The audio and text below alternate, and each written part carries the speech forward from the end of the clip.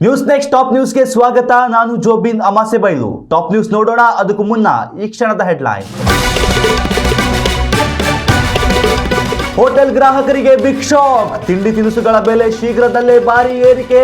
ನಿರ್ವಹಣೆ ವೆಚ್ಚ ಏರಿಕೆ ಹಿನ್ನೆಲೆ ಮಹತ್ವದ ಕ್ರಮ. ಗ್ಯಾರಂಟಿ ಯೋಜನೆ ಪರಿಷ್ಕರಣೆಗೆ ರಾಜ್ಯ ಸರ್ಕಾರ ನಿರ್ಧಾರ. ಗೃಹಜ್ಯೋತಿ ಗೃಹಲಕ್ಷ್ಮಿಗೆ ಮತ್ತೊಮ್ಮೆ ಅರ್ಜಿ ಸಲ್ಲಿಕೆ ಕಡ್ಡಾಯ. ನಕಲಿ ಫಲಾನುಭವಿಗಳ ಪತ್ತೆಗೆ ಮಹತ್ವದ ಕ್ರಮ. ಮೂರಿನಕಟ್ಟೆ ಕೋಮು ಸಂಘರ್ಷ ಪ್ರಕರಣ. ಭಟ್ಕಳದಲ್ಲಿ 3 ದಿನ ಮದ್ಯದ ಅಂಗಡಿ ಬಂದ್. ಎಲ್ಲೆಡೆ ಕಾಕಿ ಹದ್ದಿನ ಕಣ್ಣು.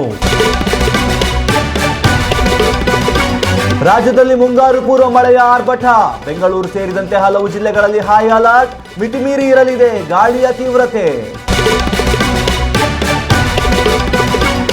ದ್ರಾವಿಡರ ನಾಡಿನಲ್ಲಿ ಶುರು ವಿಜಯ್ ಹೊಸ ಅಧ್ಯಾಯ.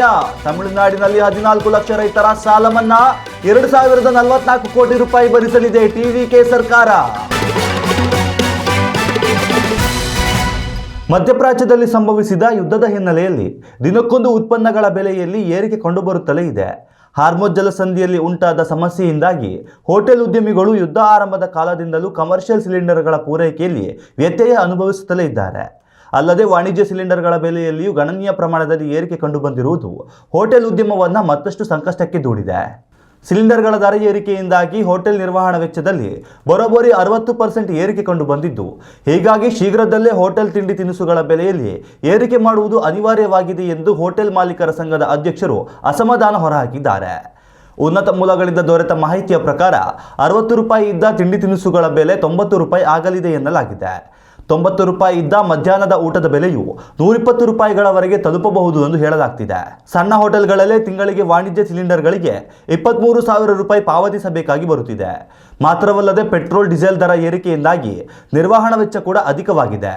ಇತ್ತ ತರಕಾರಿ, ಅಡುಗೆ ಎಣ್ಣೆ, ಹಾಲಿನ ದರಗಳು ಗಗನಕ್ಕೇರಿದ್ದು, ಇಂತಹ ಪರಿಸ್ಥಿತಿಯಲ್ಲಿ ಬೆಲೆ ಏರಿಕೆ ಮಾಡದೆ ನಮಗೆ ಬೇರೆ ವಿಧಿ ಇಲ್ಲ ಎಂದು ಹೋಟೆಲ್ ಮಾಲೀಕರ ಸಂಘ ಹೇಳಿದೆ.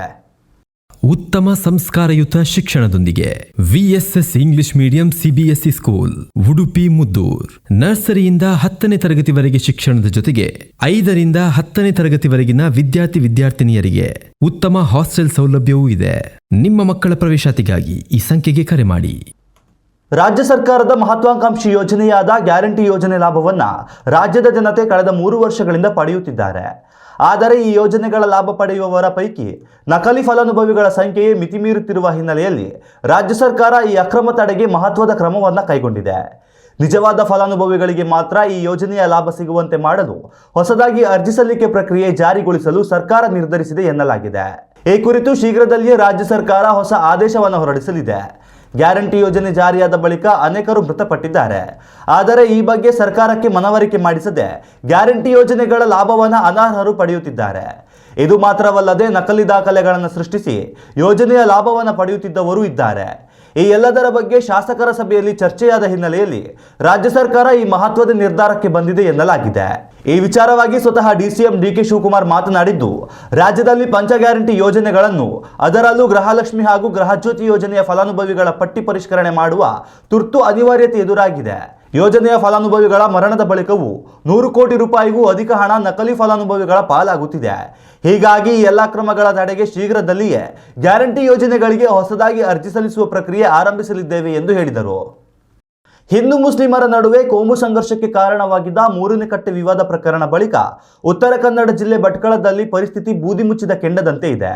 ಸದ್ಯ ಮೇಲ್ನೋಟಕ್ಕೆ ಎಲ್ಲವೂ ಹತೋಟಿಗೆ ಬಂದಂತೆ ಕಂಡರೂ ಹಿಂಸಾಚಾರ ನಡೆಯಬಲ್ಲ ಸಾಧ್ಯತೆಗಳು ದಟ್ಟವಾಗಿರುವ ಹಿನ್ನೆಲೆಯಲ್ಲಿ ಪೊಲೀಸರು ಎಲ್ಲೆಡೆ ಹದ್ದಿನ ಕಣ್ಣಿಟ್ಟಿದ್ದಾರೆ. ಈ ಎಲ್ಲದರ ನಡುವೆ ಉತ್ತರ ಕನ್ನಡ ಜಿಲ್ಲಾಧಿಕಾರಿ ಲಕ್ಷ್ಮೀಪ್ರಿಯಾ ಭಟ್ಕಳ ಶಹರ ಹಾಗೂ ಜಾಲಿಪಟ್ಟಣ ಪಂಚಾಯತ್ ವ್ಯಾಪ್ತಿಯಲ್ಲಿ 3 ದಿನಗಳ ಕಾಲ ಮದ್ಯದಂಗಡಿಗಳನ್ನು ಬಂದ್ ಮಾಡಿಸಿ ಆದೇಶ ಹೊರಡಿಸಿದ್ದಾರೆ. ಕೋಮು ಸಂಘರ್ಷ ಯಾವಾಗ ಬೇಕಿದ್ದರೂ ಸ್ಫೋಟಗೊಳ್ಳುವ ಸಾಧ್ಯತೆ ಇರುವ ಹಿನ್ನೆಲೆಯಲ್ಲಿ ಜಿಲ್ಲಾಧಿಕಾರಿ ಲಕ್ಷ್ಮೀಪ್ರಿಯಾ ಈ ನಿರ್ಧಾರವನ್ನು ಹೊರಡಿಸಿದ್ದಾರೆ. ಜಿಲ್ಲಾಧಿಕಾರಿಗಳ ಆದೇಶದ ಪ್ರಕಾರ ಎಲ್ಲ ಮದ್ಯದಂಗಡಿಗಳನ್ನು ಮುಚ್ಚಲಾಗಿದ್ದು, ಅಕ್ರಮವಾಗಿ ಮದ್ಯ ಮಾರಾಟ ಮಾಡದಂತೆ ಪೊಲೀಸರು ಎಲ್ಲೆಡೆ ಕಟ್ಟೆಚ್ಚರ ವಹಿಸಿದ್ದಾರೆ. ರಾಷ್ಟ್ರೀಯ ಹೆದ್ದಾರಿ ಚತುಷ್ಪಥ ಕಾಮಗಾರಿ ಸಂದರ್ಭದಲ್ಲಿ ದೇವರ ಹೊರೆ ಇಡುವ ಮೂರಿನ ಕಟ್ಟೆಯನ್ನು ತೆರವು ಮಾಡಲಾಗಿತ್ತು.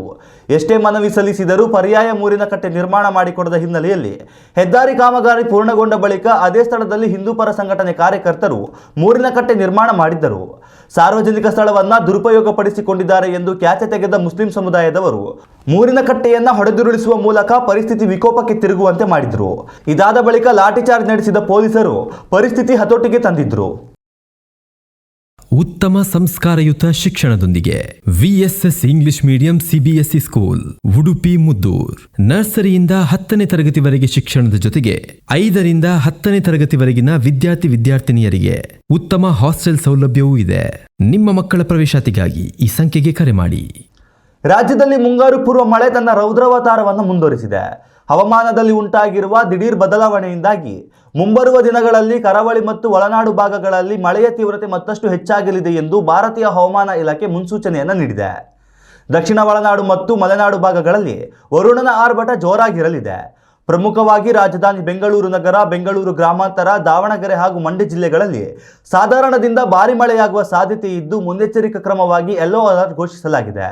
ಇನ್ನು ಇತ್ತೀಚಿನ ವರದಿಗಳ ಪ್ರಕಾರ ತುಮಕೂರು ಜಿಲ್ಲೆಯಲ್ಲಿ ಈಗಾಗಲೇ ಅತ್ಯಧಿಕ ಮಳೆ ದಾಖಲಾಗಿದೆ. ರಾಜ್ಯದ ಜನತೆಗೆ ಸದ್ಯ ಹವಾಮಾನವು ಅಚ್ಚರಿ ಮೂಡಿಸುತ್ತಿದೆ.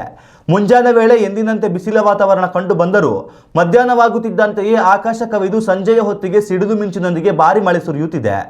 ಗಂಟೆಗೆ ಬರೋಬ್ಬರಿ 60 ಕಿಲೋಮೀಟರ್ ವೇಗದಲ್ಲಿ ಬೀಸಲಿರುವ ಬಲವಾದ ಗಾಳಿಯು ಮರಗಳನ್ನು ಉರುಳಿಸುವ ಮತ್ತು ವಿದ್ಯುತ್ ಸಂಪರ್ಕ ಕಡಿತಗೊಳಿಸುವ ಆತಂಕ ಮೂಡಿಸಿದೆ. ಈ ಹಠಾತ್ ಮಳೆಯಿಂದಾಗಿ ರಸ್ತೆಗಳಲ್ಲಿ ಸಂಚಾರ ದಟ್ಟಣೆ ಉಂಟಾಗುತ್ತಿದ್ದು ವಾಹನ ಸವಾರರು ಪರದಾಡುವಂತಾಗಿದೆ. ಹವಾಮಾನದ ವೈಪರೀತ್ಯವನ್ನು ಗಮನದಲ್ಲಿಟ್ಟುಕೊಂಡು ನೈಸರ್ಗಿಕ ವಿಕೋಪ ಮೇಲ್ವಿಚಾರಕ ಕೇಂದ್ರವು ಸಾರ್ವಜನಿಕರ ರಕ್ಷಣೆಗಾಗಿ ಕೆಲವು ಪ್ರಮುಖ ಸಲಹೆಗಳನ್ನು ನೀಡಿದೆ. ಅವುಗಳು ಯಾವುದು ಎಂಬುದನ್ನು ನೋಡೋದಾದರೆ, ಗುಡುಗು ಮತ್ತು ಸಿಡಿಲು ಇರುವ ಸಮಯದಲ್ಲಿ ಅನಗತ್ಯವಾಗಿ ಹೊರಗಡೆ ತಿರುಗಾಡುವುದನ್ನು ನಿಲ್ಲಿಸಬೇಕು. ಬಲವಾದ ಗಾಳಿ ಬೀಸುವುದರಿಂದ ವಿದ್ಯುತ್ ಕಂಬ ಹಾಗೂ ದೊಡ್ಡ ಮರಗಳ ಕೆಳಗೆ ವಾಹನಗಳನ್ನು ನಿಲ್ಲಿಸುವುದಾಗಲಿ ಅಥವಾ ಅಲ್ಲಿ ಆಸರೆ ಪಡೆಯುವುದಾಗಲಿ ಮಾಡಕೂಡದು. ಮಳೆಯಿಂದಾಗಿ ರಸ್ತೆಗಳು ಜಾರುವುದರಿಂದ ಮತ್ತು ಗೋಚರತೆ ಕಡಿಮೆ ಇರುವುದರಿಂದ ವಾಹನ ಸವಾರರು ನಿಧಾನವಾಗಿ ಚಲಿಸುವಂತೆ ಸೂಚನೆ ನೀಡಿದೆ. ಭಾರೀ ಭರವಸೆಗಳೊಂದಿಗೆ ತಮಿಳುನಾಡಿನಲ್ಲಿ ಅಧಿಕಾರಕ್ಕೆ ಏರಿರುವ ಮುಖ್ಯಮಂತ್ರಿ ವಿಜಯ್ ಇದೀಗ ತಮ್ಮ ರಾಜ್ಯದ ರೈತರಿಗೆ ಬಂಪರ್ ಗಿಫ್ಟ್ ನೀಡಿದ್ದಾರೆ. ರಾಜ್ಯದ ಬರೋಬ್ಬರಿ 14 ಲಕ್ಷ ರೈತರ ಸಾಲ ಮನ್ನಾ ಮಾಡುತ್ತಿರುವುದಾಗಿ ತಮಿಳುನಾಡು ಸಿಎಂ ವಿಜಯ್ ಘೋಷಿಸಿದ್ದು ಅನ್ನದಾತರ ಖುಷಿಗೆ ಪಾರವೇ ಇಲ್ಲದಂತಾಗಿದೆ. ಸಹಕಾರಿ ಬ್ಯಾಂಕ್ಗಳಲ್ಲಿ ರೈತರು ತೆಗೆದುಕೊಂಡ ಬೆಳೆ ಸಾಲವನ್ನ ಸಂಪೂರ್ಣ ಮನ್ನಾ ಮಾಡಲಾಗಿದೆ. ಸಣ್ಣ ಮತ್ತು ಅಲ್ಪಸಂಖ್ಯಾತರ ರೈತರ 50,000 ರೂಪಾಯಿವರೆಗಿನ ಬೆಳೆ ಸಾಲವನ್ನ ಸಂಪೂರ್ಣ ಮನ್ನಾ ಮಾಡಲಾಗುತ್ತಿದೆ. ಇನ್ನು ದೊಡ್ಡ ರೈತರಿಗೆ 5,000 ರೂಪಾಯಿವರೆಗಿನ ಸಾಲ ಪರಿಹಾರ ನೀಡಲಾಗುವುದು ಎಂದು ತಮಿಳುನಾಡು ಟಿವಿಕೆ ಸರ್ಕಾರ ಘೋಷಣೆ ಮಾಡಿದೆ. ಈ ಯೋಜನೆಯ ಲಾಭವನ್ನ ತಮಿಳುನಾಡಿನ 14.22 ಲಕ್ಷ ರೈತರು ಪಡೆಯಲಿದ್ದಾರೆ. ಈ ಘೋಷಣೆಯ ಬಳಿಕ ತಮಿಳುನಾಡು ಸರ್ಕಾರದ ಖಜಾನೆಗೆ 2,044 ಕೋಟಿ ರೂಪಾಯಿಗಳ ಹೊರೆ ಬೀಳಲಿದೆ. ರೈತರಿಗೆ ಒತ್ತಡವನ್ನು ಕಡಿಮೆ ಮಾಡಲು ಹಾಗೂ ಸಂಕಷ್ಟದಲ್ಲಿರುವ ರೈತರಿಗೆ ನೆರವಾಗುವ ಉದ್ದೇಶದಿಂದ ಈ ಸಾಲವನ್ನು ಘೋಷಣೆ ಮಾಡಿದ್ದೇವೆ ಎಂದು ತಮಿಳುನಾಡು ನೂತನ ಮುಖ್ಯಮಂತ್ರಿ ವಿಜಯ್ ಹೇಳಿಕೆ ನೀಡಿದ್ದಾರೆ. ಇನ್ನಷ್ಟು ತಾಜಾ ಸುದ್ದಿಗಳಿಗಾಗಿ ನೋಡ್ತಾ ಇರಿ ನ್ಯೂಸ್ ನೆಕ್ಸ್ಟ್. ಇದು ವರ್ತಮಾನದ ಕೈಗನ್ನಡಿ. ಉತ್ತಮ ಸಂಸ್ಕಾರಯುತ ಶಿಕ್ಷಣದೊಂದಿಗೆ VSS English medium CBSE school Udupi Muddur. ನರ್ಸರಿಯಿಂದ 10ನೇ ತರಗತಿವರೆಗೆ ಶಿಕ್ಷಣದ ಜೊತೆಗೆ 5ರಿಂದ 10ನೇ ತರಗತಿವರೆಗಿನ ವಿದ್ಯಾರ್ಥಿನಿಯರಿಗೆ ಉತ್ತಮ ಹಾಸ್ಟೆಲ್ ಸೌಲಭ್ಯವೂ ಇದೆ. ನಿಮ್ಮ ಮಕ್ಕಳ ಪ್ರವೇಶಾತಿಗಾಗಿ ಈ ಸಂಖ್ಯೆಗೆ ಕರೆ ಮಾಡಿ.